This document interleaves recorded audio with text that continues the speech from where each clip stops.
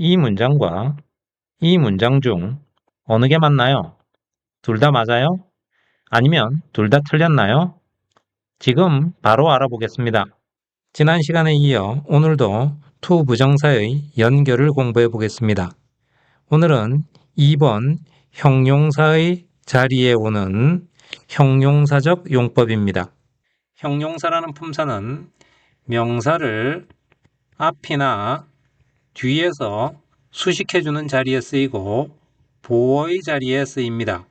그런데 to 부정사가 형용사의 자리에 쓰이는 건 하나만 있습니다. 이렇게 명사가 오고 명사 뒤에만 올 수 있습니다. to 부정사가 명사 뒤에서 앞에 나온 명사를 이렇게 수식해서 해석을 뭐뭐 할, 뭐뭐 하는 이렇게 해석합니다. 그리고 이 형용사의 자리에 오는 to 부정사는 전치사의 쓰임에 주의해야 됩니다. 전치사가 있어야 말이 완성되는 동사는 전치사를 꼭 써야 됩니다. 그래서 예문에서 보면 sit은 어디에 앉다라고 할 때 on이 있어야 되는데 그러니까 이 문장에서는 on이 없으니까 틀렸습니다. 그래서 문장을 바르게 고쳐보면 to sit on 이렇게 on을 적어줘야 됩니다. 그래서 해석은 주세요 나에게 의자를 앉을 이렇게 됩니다. 그런데 CF에서 보면 place를 수식할 때는 똑같은 live인데도 전치사가 없고 house를 수식할 때는 똑같은 live인데 in이라는 전치사가 있습니다. 여기서 전치사 사용의 원리를 이해해보면 place처럼 막연하거나 추상적일 때는 전치사가 없어도 됩니다.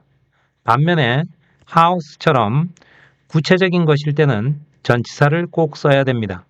그 다음은 부사의 자리에 오는 부사적 용법입니다.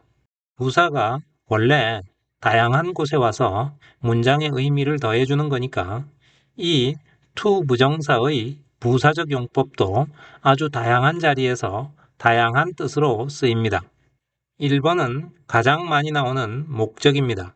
해석은 뭐뭐 하기 위해 이렇게 해석합니다.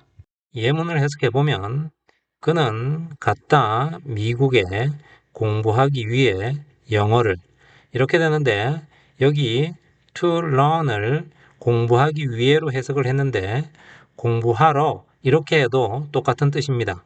예를 들어서 to find가 오면 찾기 위해 이렇게 해석이 되겠지만 찾으러 이렇게 해도 똑같은 말이 됩니다. 그러면 문장에서 이렇게 to 부정사가 뭐뭐 하기 위해의 뜻으로 쓰였는지를 가장 쉽게 알 수 있는 방법은 영어 어순대로 영어를 해석해야 쉽게 그 뜻을 이해할 수 있습니다. 그 다음 페이지에서 목적을 나타내는 다른 표현도 살펴보면 so that이 뭐뭐 하기 위해서인데 in order to를 써도 뭐뭐 하기 위해서고 so as to도 뭐뭐 하기 위해서입니다. 또 in order that 이렇게 써도 뭐뭐 하기 위해서의 표현입니다. 그래서 예문의 to 부정사를 다른 표현으로 고쳐보면 so that으로 고칠 수 있는데 이렇게 so that으로 쓰면 that이 접속사니까 뒤에 주어 동사로 써야 됩니다. 이렇게 주어 동사가 올 때는 조동사 can이나 should를 씁니다. 이렇게 조동사를 쓰는 이유는 말을 할 당시에 이 일이 아직 일어난 게 아니기 때문에 조동사를 써서 표현해 줍니다. 그리고 여기에서는 앞에 studied가 과거니까 뒤에도 could를 썼습니다. 그 다음 in order to를 써서 표현할 수도 있고 so as to로 적을 수도 있습니다. 그 다음에 in order that을 쓰면 so that과 똑같은 형태로 고치면 됩니다.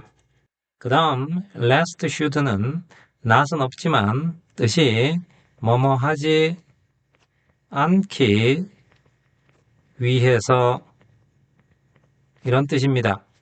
2번은 결과입니다. 해석은 뭐뭐 하다 그래서 또는 그리고 뭐뭐 하다 이렇게 해석합니다. 결과는 해석하기가 조금 어려운데 일단 to 부정사를 and의 역할로 생각하면 됩니다. 그리고 제가 to 부정사의 원래 역할이 문장을 연결해 주는 거라고 했으니까 이 원리를 잘 기억해서 말이 자연스럽게 되도록 적용하면 됩니다. 예문을 통해서 적용을 해보면 그녀는 일어났다 아침에 이렇게 해석이 되는데 그 뒤에 to see가 나오니까 이 두 개의 문장이 연결이 되려면 일어난 거하고 본 거하고 연결이 돼서 말이 돼야 됩니다. 그러면 상식적으로 일어나서 봤다 이렇게 해야 말이 잘 되겠죠. 그래서 연결해보면 그녀는 일어났다 아침에 그리고 봤다 해가 뜨는 것을 이렇게 해석이 됩니다.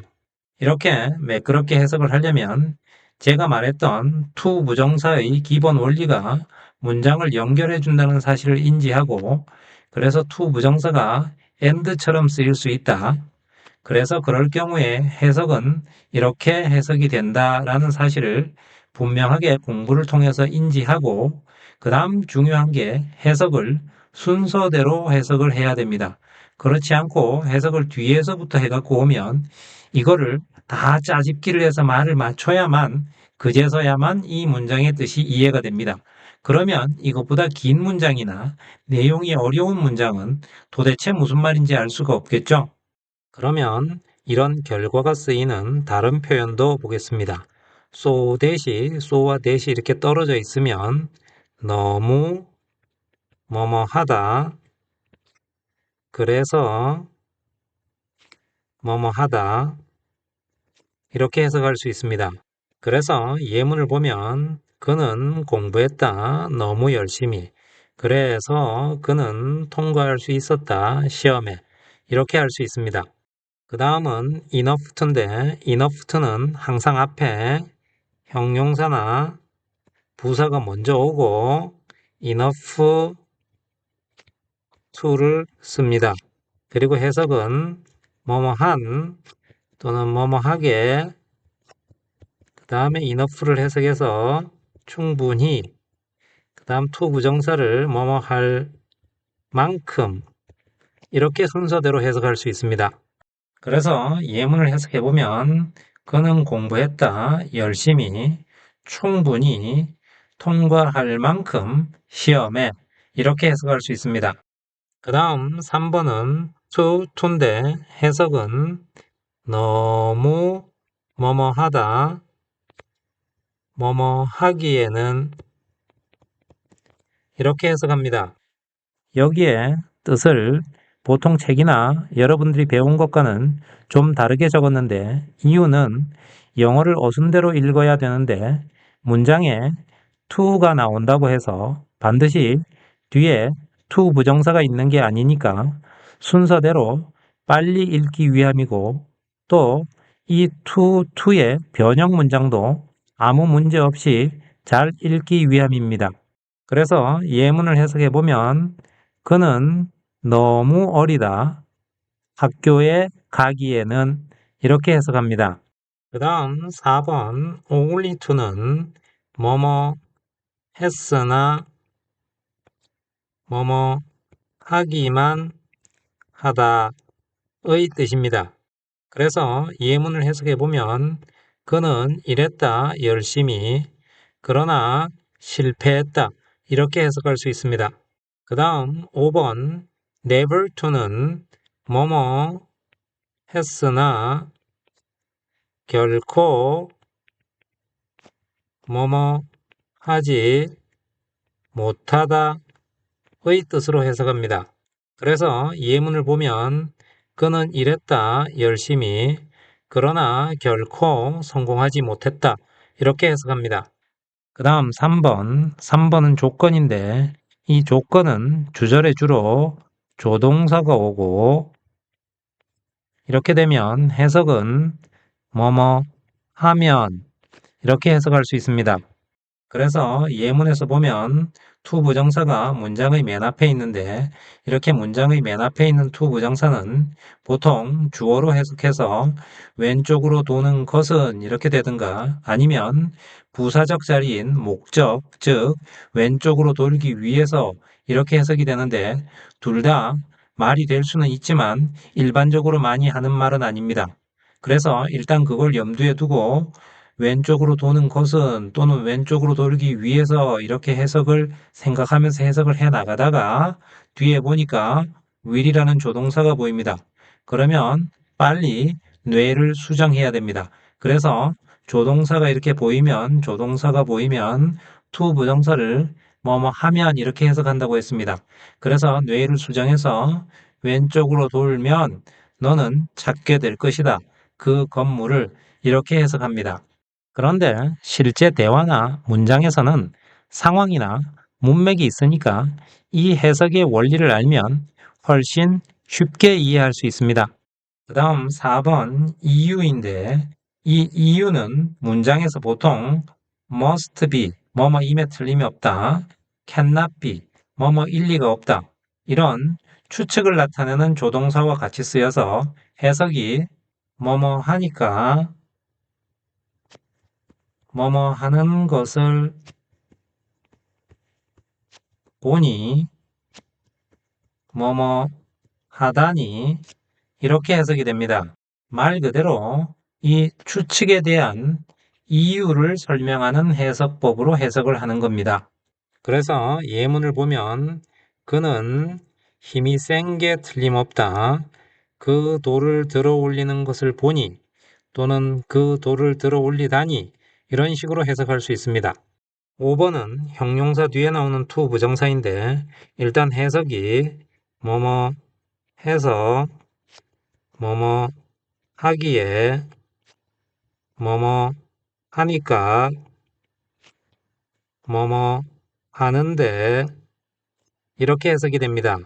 이런 5번의 해석은 정말 많이 나오는 해석인데 해석이 전부 다 이 to 부정사가 앞에 있는 형용사에 대한 설명이나 보충해주는 말입니다. 원래 형용사에 대한 보호적 개념으로 쓰는 겁니다. 그래서 원래 문법적 이론도 형용사의 보어입니다. 그래서 예문 해석을 보면 나는 기쁘다, 들어서 그것을 이렇게 해석됩니다. 그런데 여기서 보면 4번과 5번이 비슷하죠? 그래서 이걸 굳이 문법적으로 구분할 필요가 없습니다.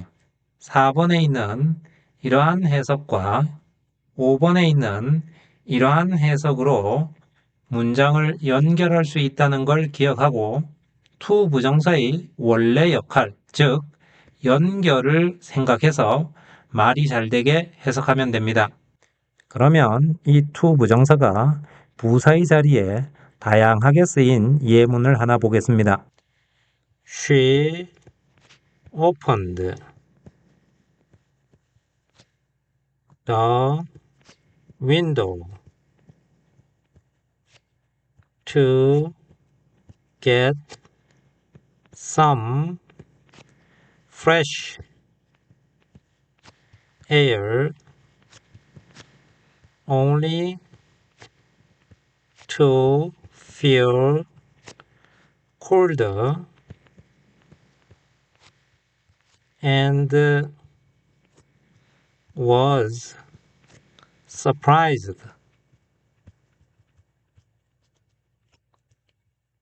to hear the birds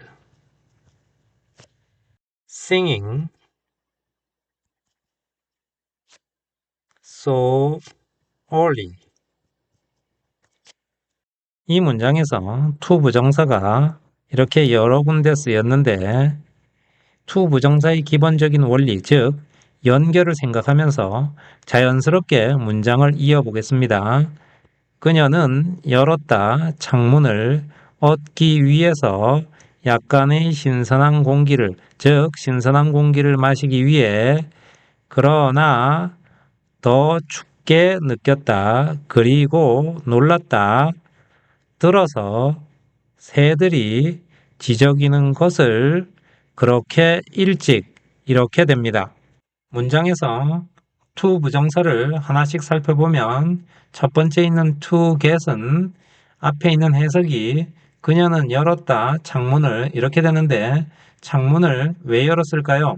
얻기 위해서, 즉 마시기 위해서 이렇게 되겠죠. 그리고 두 번째 only to는 원래 뜻 자체가 뭐뭐 했으나 뭐뭐 하기만 하다 이런 뜻이니까 그대로 연결해서 해석했고 마지막에 있는 to hear는 surprised라는 형용사 뒤에 나와 있으니까 앞에 나온 형용사를 보충 설명해주면 됩니다. 그래서 그녀가 놀랐는데 왜 놀랐어요? 들어서 놀랐습니다. 이렇게 자연스럽게 to 부정사가 문장을 계속해서 이어주고 있는 겁니다. 그러면 오늘 배운 to 부정사의 부사적 자리까지 해서 to 부정사의 기본적 자리는 다 배웠는데 다음 시간에도 to 부정사가 다양하게 쓰이는 방식을 공부해 보겠습니다.